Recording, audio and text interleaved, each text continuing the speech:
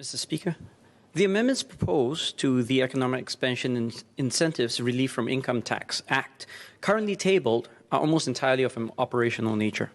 The bulk of the amendments concern two elements. Clause 2 inserts a new section that will allow the minister to vest unto a public body functions or powers afforded by the Act to the minister. Clauses 3 and 4 then introduce new definitions of greenhouse gas into the Act's tax incentive schemes, which aligns this government's green plan with this government's green plan, as well as the amendments to the Environmental Protection and Management Act, passed last year to this House. I do not oppose this bill, but I will offer two additional points for consideration consistent with both of these primary modifications.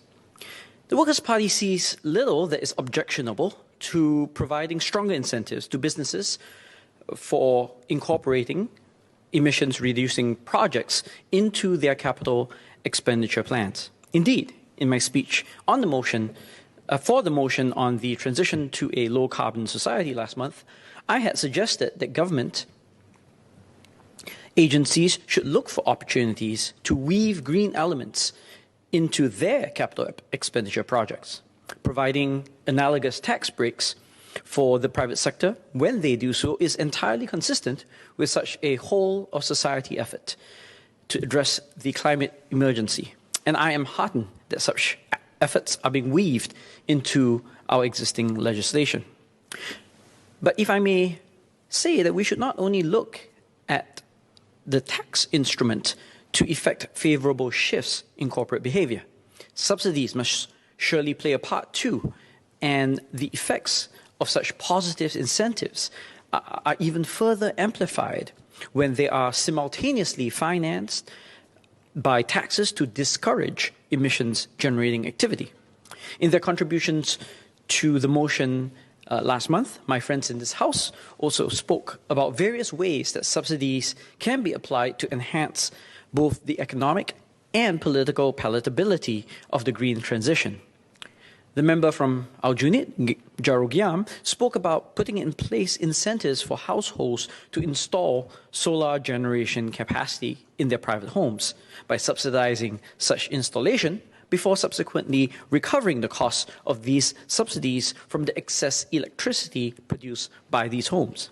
In a similar spirit, the member from Hougang, Dennis Tan, reiterated how carbon taxes could be channeled to ensure a just transition, especially among lower-income households and workers who may be displaced by moves toward a more environmentally sustainable economy.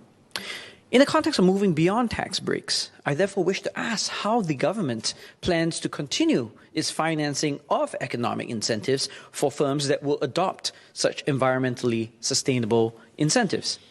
Would these follow the existing model for programs such as the NEA's Energy Efficiency Fund or the BCA's Green Mark Incentive Scheme via budget line items? Or will there be a more dedicated development fund that is established for this purpose? So, the second point I wish to touch on is how delegation could give rise to a loss of ownership and responsibility. More specifically, the danger I perceive is that after roles are transferred, the sense of responsibility unfortunately fails to follow. This gives rise to the risk, common even among single large organizations, and what this means for public agencies and functionaries could be a loss of ownership and control. Of course, I understand that the minister retains full and final de jure responsibility over any vested powers. Even so, as humans, it is often easy, too easy perhaps, for this buck to be passed. The last thing we want is a situation where one party appeals to the so-called Richard Nixon defense, where they didn't do anything, it was executed by some underling, and they were unaware, while the other claims the Nuremberg defense, famously presented by Adolf Eichmann and his collaborators in justifying their actions during World War II, which is that they were ordered and they didn't have any agency in the matter. Now, moreover, it would not surprise anyone in this House that politicians and bureaucrats are held accountable in a different manner. The former by voters during election time, and the latter by their peers and colleagues, or the public at large. As a consequence, the two face rather different incentives. Politicians are often motivated by the service to voters that they represent, which in turn influence their re-election prospects. Bureaucrats, in contrast, are guided more by careerist ambitions.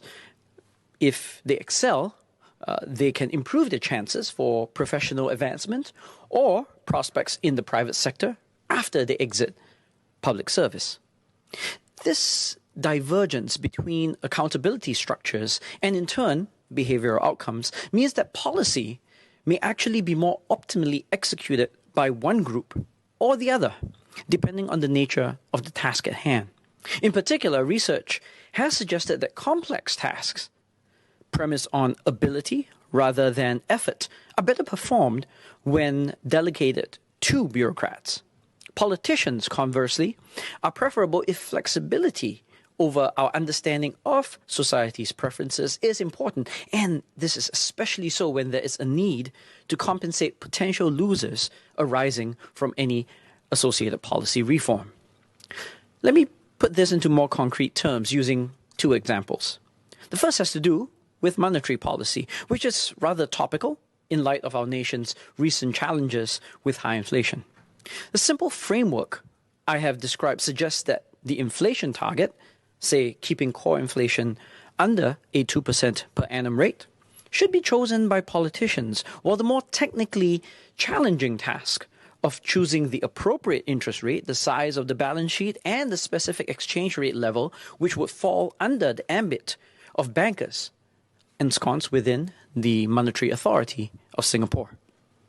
As another example, consider efforts to address income and wealth inequality. Here, my argument is that it should fall on elected representatives to determine how much inequality society can tolerate, which redistributive goals should be fair and just, would be fair and just, and what type of taxes we should accommodate. The technicalities of getting us there, adjusting specific marginal tax rates, executing efficient expenditures, and ensuring a balanced budget, these should then fall back into the laps of professionals in the Ministry of Finance. Now, turning back to the bill in question, I'm left to wonder whether there are specific conditions that should be fulfilled, such as when the matter is explicitly technical in nature and when normative decision-making would not be asked for or required before the minister would then allow for such delegation. And what mechanisms are there in place to ensure that both de facto as well as de jure ownership of decisions remain with the respective minister?